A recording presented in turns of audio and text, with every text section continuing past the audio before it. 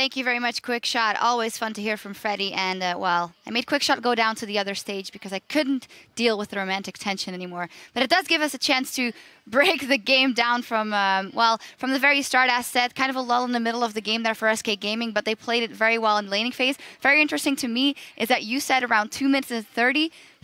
I think Giants will already have a very hard time winning this lane. Can you explain why? Yeah, instead of going over the game, I think Deficio and Fighter did a good job in the game. So I kind of want a tunnel vision on something. People always say SK gets ahead, right?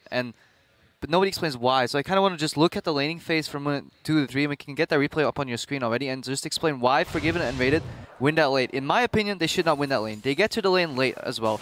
Giants should have the push advantage, which means they win level 2 first. But see, Rydell, he goes for the auto attack, cancels it, and misses his flay. Forgiven punishes him a little bit. Meanwhile, Unrated is out-trading Audrey already, and even though they were early to the laning phase, they got out-traded and out-pushed already.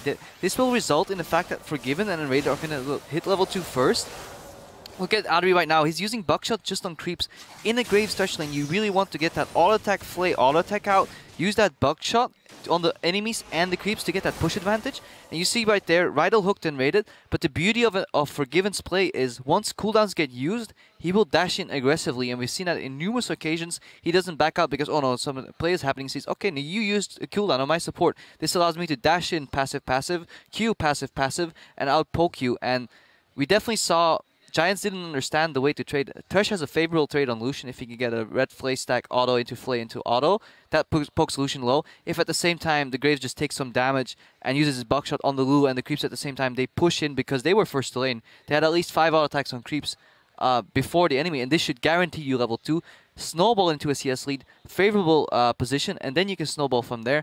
But it was lacking, and SK, they win lanes they shouldn't win. Yesterday, they should have lost that Annie Kalista lane. I still stand by. I've played a metric ton of Kalista games, and they should have lost that lane, but they still come out on top because they're very smart in trading.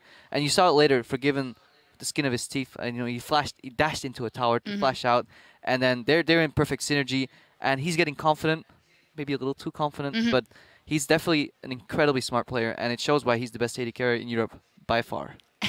Once again, indeed. SK closing it out once again. Before we go to the break, though, let's check in with you guys at home. Earlier today, we opened up our guest insight to you with the hashtag AskCrepo. And here's what you wanted to know. Our first tweet is from @JSF Chef. He asks, every Leona we've seen so far hasn't done well. Is she no longer a meta pick, or are other supports that much better? Yellowstar did do pretty well on her. Yeah, I think Leona is very hard to play efficiently because if you make a mistake with Thresh, you'll miss your hook, you'll be fine. If you go in with Zenith Blade and you don't absolutely lock people down, or they have QSS, or they have Mikhails, you just ruined your entire engage. She's very hit or miss, and you need a lot of hits in a row to win. You know, you saw Nif catching out a lot of people with really good solar flares combined with the Rengar, but it only takes one miss to go completely wrong, and you're out of offense. So she's very hard to play. You have to decide whether you use your Q instantly or you want to go for the auto Q auto. There's a lot of fun nuances when it comes to the champion, and on the stage it just sometimes goes wrong.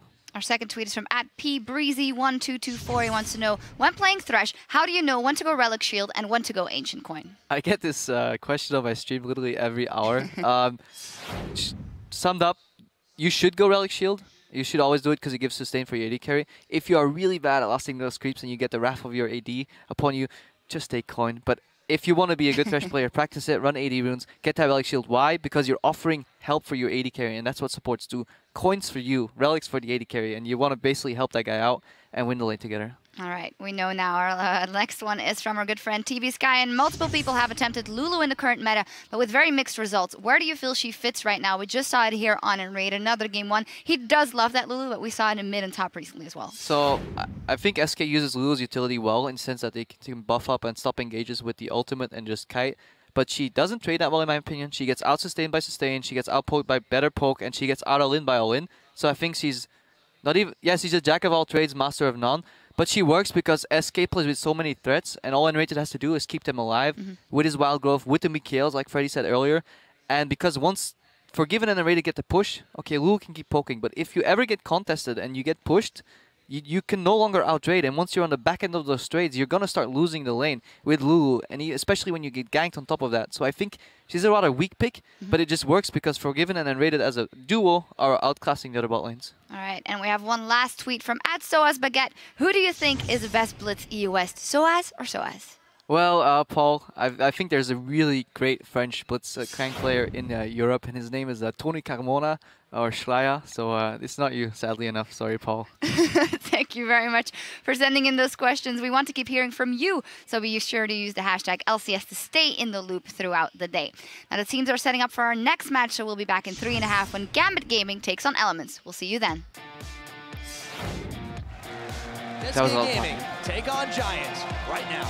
Yeah, I think he's going to. Gets the dunk off, and meanwhile, Forgiven. Whoa, my goodness! How did he make the outplay? Now, flash forward, not quite getting enough, but they do shove Rydell back. Freddy is going in, so is Svenskeren. The dunk on. Charm going to connect on Fox for just a moment, but Svenskeren has the tag team. They jump in. Frederick trying desperately to get away. Deathmark is on, and SK Gaming, 8 wins.